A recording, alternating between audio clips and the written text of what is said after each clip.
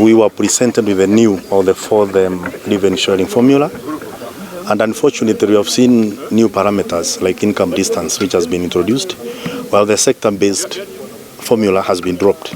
What's happening is if you use the new parameters versus the then parameters, which were sector-based, we have a little issue because most of that one counties are losing money, of which I don't know how CRA expect the formula to sail through the Senate when that one counties are losing money.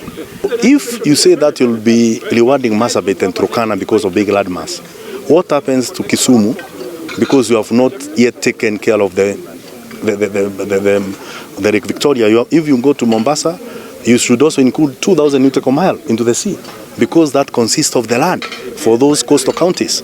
So we find some of these new introduction as being unpalatable to most of the senators, and I'll say as a senator of the Republic of Kenya, I'll not preside and vote for any formula that makes any county to lose money.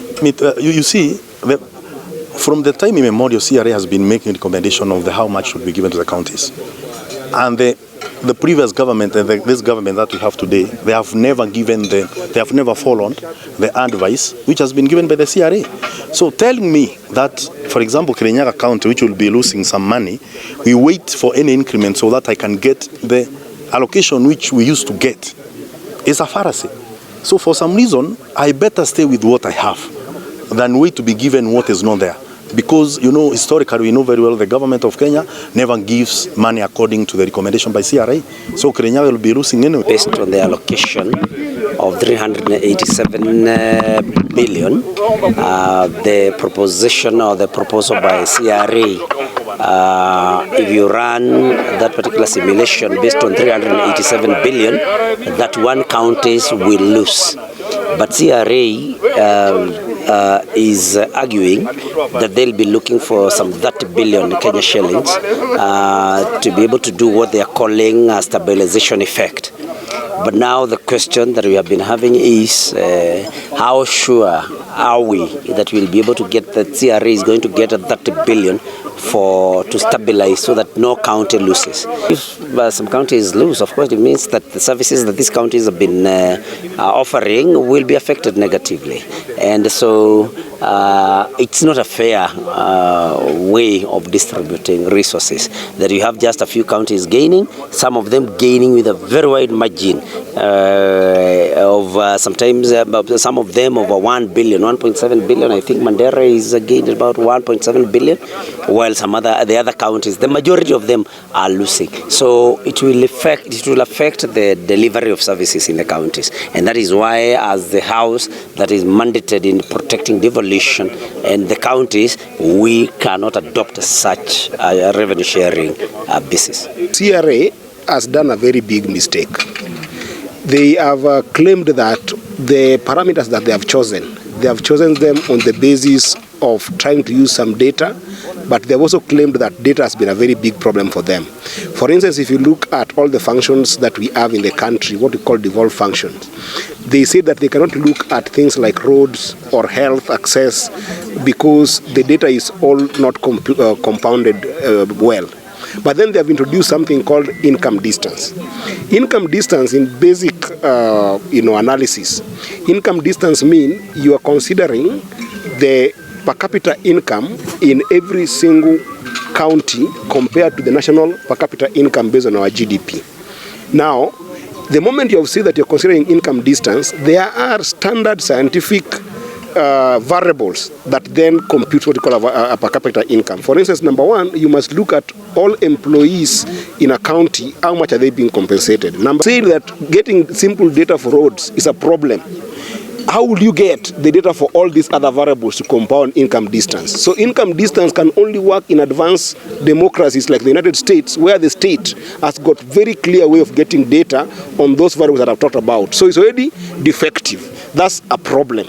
After doing its formula, CRA is telling Kenyans that that formula, for it to make sense so that counties don't lose money, they are basing it on a base year which is futuristic. They are saying that should the national government divide with counties money such that the counties are given 417 billion, then all counties won't lose. it is a simple common sense discussion that if the national government adds counties money to 417 billion, no county will lose. So that increment is not as a function of the formula, but it's as a function of natural increment on the revenue that counties are getting. So we are telling CRA that their formula could only make sense if and only if that formula is applied to the current money that counties are getting, which is 387 billion, then no county loses. That's what is supposed to be the base year, including Migori County, which if you apply that formula that they are proposed into the current revenue that we are getting from national government, my county alone loses 200 million Kenya shillings. So it is a defective formula. It doesn't make sense because a formula should be applied on any year prior or the base year currently, and it should make sense. The last thing I wanted to talk about is the issue of geographical size as what KRA has used as a perimeter. Geographical size, if you look at under Article 6 of our Constitution, our Constitution defines our geography or geographical size of, or territorial integrity of our country as both water and land. CRA is only using land in terms of looking at that allocation. You must also use water because water is part of geographical territory of Kenya, because some counties that are coming from the blue economy areas where county governments are forced to invest money in the economic well-being of their people who are using water as the basic resource, have to put money in those places. So if you remove water and don't put it in your formula because you're just using land, it is defective and it ends up affecting even the population equation. We have considered the geographical size of the county as a parameter. A county's proportion of the geographical size, but we have capped it at 10%, again based on the data that is provided in the Kenya Population and Housing Census of the 2019 Kenya National Bureau and Statistics data. Now, in implementation of the fourth basis, we have established what we are calling a stabilization factor. This is inbuilt in the formula. This is to ensure that no county gets less than what they were allocated in the previous year, which is this year of 2024-2025. You will see later that no county gets less than what they were allocated in the year 2024-2025 because of the stabilization factor. No county loses. No county.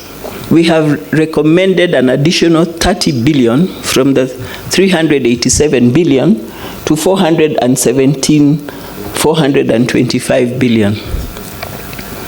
Why 30 billion? Because, and we've had engagement with National Treasury. National Treasury is proposing 405 billion. We are proposing 417 billion. But in our proposal in the 30 billion, we require 12.1 billion to apply that stabilization factor I'm talking about. We had earlier indicated that we have two objectives, and one is to share revenues equitably to facilitate service delivery. The parameters that guide that is population, equal share, and geographical size. On population, we have a weight of 42%, equal share 22%, geographical size 9%.